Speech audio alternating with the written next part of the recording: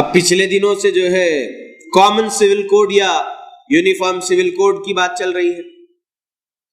اگر common civil code اور uniform civil code نافذ کرنا ہی ہے ہندوستان میں تو کیجئے، وہ ہے قرآن اور صحیح حدیث. وہ ہے قرآن اور صحیح حدیث.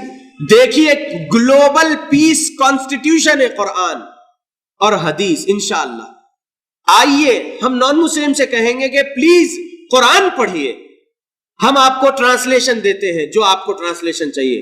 ہم آپ کو رسول اللہ صلی اللہ علیہ وسلم کی جو سیئنگز ہیں جسے ہم حدیث کہتے ہیں وہ انگلش میں دیں گے، ہندی میں دیں گے، جو لینگویج آپ کو آتی ہے ہم اس میں دیں گے. آپ پڑھیے، دیکھیے کیا شہریوں کے لیے اس میں کوڈز ہے، یعنی قانون ہے. الحمدللہ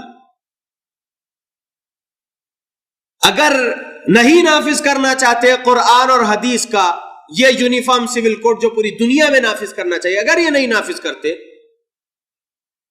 تو یونیفارم سول کوڈ کی جگہ یونیفارم کرمنل کوڈ جو تمہارا بنا ہوا ہے وہ سب کے لیے ایک بنا دیا جائے. سول کوڈ تو قبول نہیں ہے مسلمانوں کو اور بہت سارے مذاہب والوں کو. ہندوستان میں جینزم والوں کا الگ لا ہے، پرسنل لا، کرسچینٹی کا پرسنل لا ہے، بہت ساروں کا پرسنل لا ہے مسلمانوں کے علاوہ.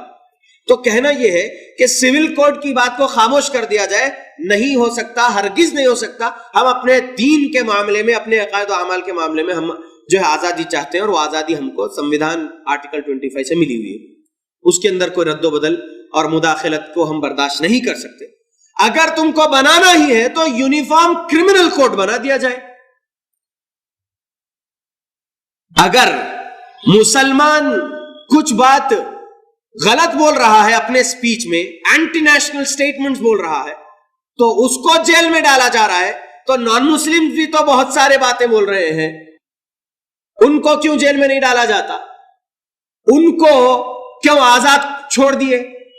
پروین توگاڑیا ہے اور بہت سارے ایسے لوگ ہیں. تو کہنا یہ ہے کہ یونیفارم کرمنل کوڈ پر غور و فکر کر لیا جائے، کرائم ریٹ ختم ہو جائے گا انشاءاللہ. کرمنل کوڈیفیکیشن کے بارے میں یونیفارم کی بات تو کرتے ہی نہیں. مسلمانوں کے نوجوان لڑکے اور بہت سارے عمر والے بھی جو ہے لوگ آج جیلوں میں سڑ رہے ہیں. میکسیمم اگر جیل میں کوئی ہے پورے ہندوستان میں تو مسلمان ہے. یونیفارم کرمنل کوڈ ہے ہی نہیں ہندوستان میں. قانون تو بنا ہوا ہے سب کے لیے بلکہ، لیکن عمل نہیں ہوتا نان مسلمز پر. نان مسلمز آزاد رہتے ہیں کرائم کرنے کے بعد بھی. مسلمان بے گناہ رہتا ہے پھر جیل میں سڑ رہا ہے، برسوں سے سڑ رہا ہے جیل میں. اس کے بعد 10 سال کے بعد جو ہے چھوڑ دیا جاتا ہے کہ نہیں ان کے اوپر تحقیق ہوئی ہے، بے گناہ ہے. 10 سال تو زندگی کے کھپ گئے، اس کے برباد ہو گئے 10 سال زندگی کے. تو کیوں اس طرف فکر نہیں کر رہے لوگ؟ یہ سازش ہے مسلمانوں کے خلاف میں. ہمارا یہ کہنا ہے کہ اگر آپ اللہ کے قرآن کو پڑھیں گے، رسول اللہ صلی اللہ علیہ وسلم کی حدیث کو پڑھیں گے تو آپ کا دل مائل ہو جائے گا، قائل ہو جائے گا کہ اسلام ہی پیسفل ریلیجن ہے اور آپ قبول کریں گے. اور پھر آپ کی خود کی یہ تڑپ ہو جائے گی انشاءاللہ. کئی نان مسلمز اسلام قبول کیے، ریورٹ ہوئے اور آج ان کی تڑپ بنی ہوئی ہے کہ پورے ہندوستان میں کیا پوری دنیا میں اگر لوگ قرآن اور حدیث کو قانون مان لے اور اس کو نافذ کر دے تو کرائم ریٹ ختم ہو جائے گا، امن ہی امن رہے گا. لیکن اس طرف تو کوئی غور و فکر کرتا نہیں، صرف مسلمان کے دشمن بنے ہوئے، مسلمانوں کے خلاف سازش رچ رہے.